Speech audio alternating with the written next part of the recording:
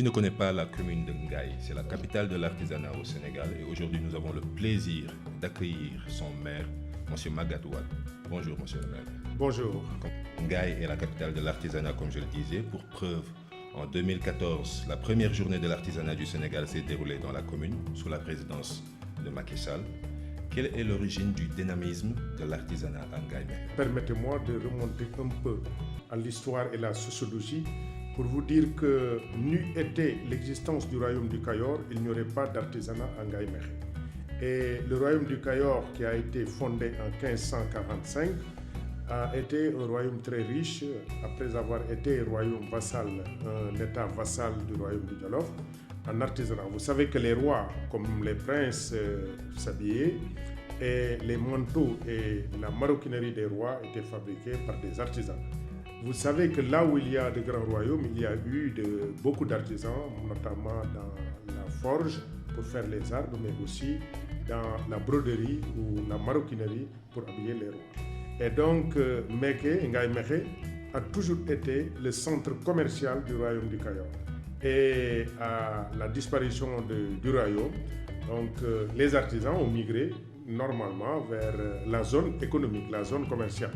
Et Mékhé était la capitale économique, donc c'est normal que tous, à partir de 1886-87 jusqu'à 1890, ont migré pour s'installer là où il y avait l'économie à Ngaye Mékhé.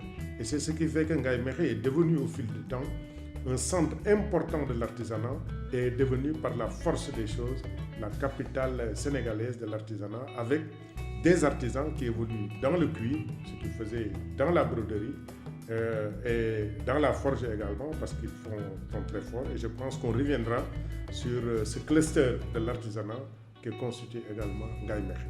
2014 est aussi l'année où vous avez été élu maire de Mékhé. Est-ce que l'organisation de cette journée de l'artisanat qui a eu lieu en 2014 est la raison pour laquelle vous avez décidé de créer un cluster de l'artisanat à Mékhé? Non, pas du tout. Vous savez, moi je suis un Mécois de cœur. Vous savez, Mékhé, Ngaye Mékhé, Ngaye, c'est le même nom.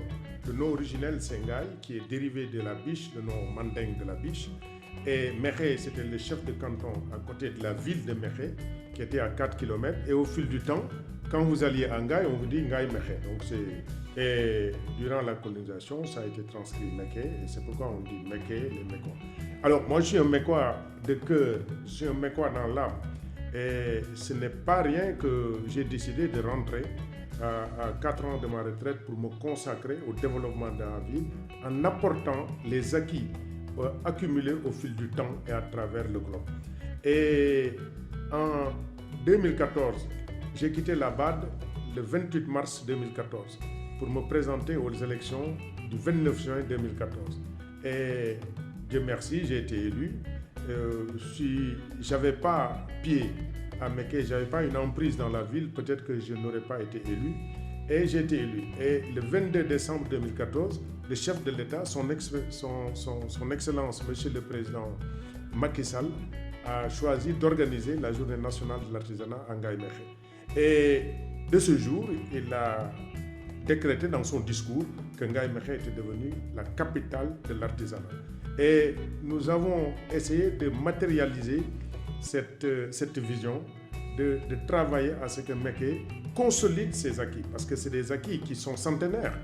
Et nécessairement, étant né là et ayant vu le développement de l'artisanat, il était bon que dans ma vision, avoir une feuille de route qui tienne compte de ces réalités pour que Mékhé devienne véritablement un cluster de l'artisanat avec point d'entrée essentiel, la chaîne des valeurs sur le cuir.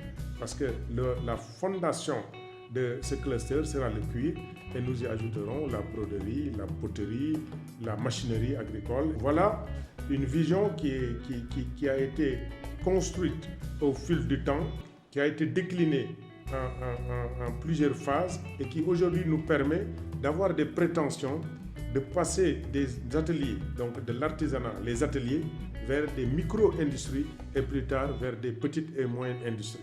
Et cet exemple également, nous l'avons pris du Maroc par exemple, où ils ont eu la Banque populaire du Maroc qui accompagnait les artisans qui sont passés des ateliers vers la micro-entreprise et aujourd'hui, ils ont des industries. Si vous allez au Maroc, pratiquement tout ce qui était atelier il y a 25 ans est devenu industrie et nous voulons marcher sur ce pas et avoir un véritable cluster de l'artisanat en Ngaye Mékhé avec des chaînes de valeur qui seront déclinées selon les différents corps de métier. Vous aimeriez commencer par la chaîne de valeur du cuir. Absolument. Quels sont les défis de développer cette chaîne de valeur à Mékhé? Alors, nous avons aujourd'hui à Ngaye Mékhé plus de 250 ateliers qui sont dans le cuir, les poses cuir, donc de la tannerie des femmes maures aux ateliers de production de chaussures. Et dans chaque atelier, il y a à peu près 4 ouvriers qui y travaillent, 4 artisans. Et chaque atelier produit en moyenne 15 à 10 à 20 paires de chaussures par jour. Quand ils ont du matériel, ils peuvent produire chaque artisan 10 paires de chaussures.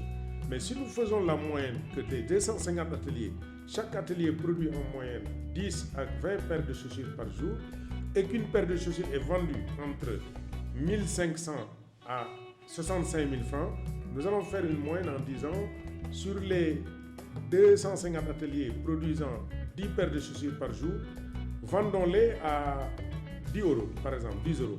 Ça fait à peu près 6 500. Si vous multipliez, ça vous fait un turnover de plus de un chiffre d'affaires de plus de 9 milliards de francs CFA. Donc, c'est important économiquement. Et nous avons donc décidé de dire pour bâtir autour de cette chaîne de valeur, il faudrait qu'il y ait l'approvisionnement correct en peau, il faudrait un traitement correct des peaux, il faudrait qu'il y ait des outils de production, il faudrait que l'on puisse avoir un marketplace, un lieu où on peut faire le marketing de ces produits, un bon branding et avoir une ouverture sur le marché national et sur le marché international. Donc nous travaillons autour de cette chaîne de valeur et aujourd'hui nous avons donc la tannerie des femmes maures qui à terme, une fois structurée, nous sommes en train de consolider cet atelier des femmes maures qui est centenaire pour y apporter une petite touche qui va permettre d'alléger les travaux, donc réduire la pénibilité du travail du cuir par les femmes maures.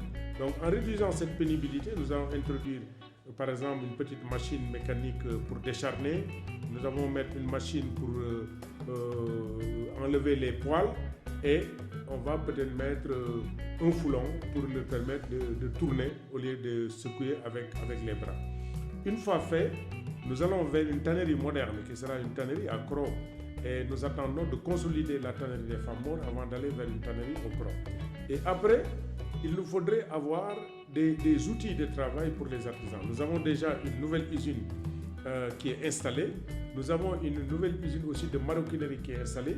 Nous avons des jeunes, plus d'une vingtaine formés en Italie en maroquinerie et qui sont revenus, qui sont capables de vous reproduire tout ce qui est produit par Lancel, par Dior, par tout ce qui travaille, par Gucci, par tous ces gens. Ce qu'ils font, on peut le faire aujourd'hui à Mékhé. Maintenant, il nous reste à insister sur la qualité et le label. Amélioration de la qualité, leur apprendre la géométrie de la chaussure et des produits de maroquinerie et les amener à avoir un véritable label qui s'impose sur le marché avec un contrôle qualité. Et une fois la consécration de la matérialisation de cette chaîne de valeur cuir pour bâtir un peu le cluster, c'est la zone économique spéciale où il y aura tous les métiers du cuir avec des possibilités d'exportation et une zone, un port sec évidemment, parce qu'on va dévier le chemin de fer qui va aller vers la zone économique spéciale.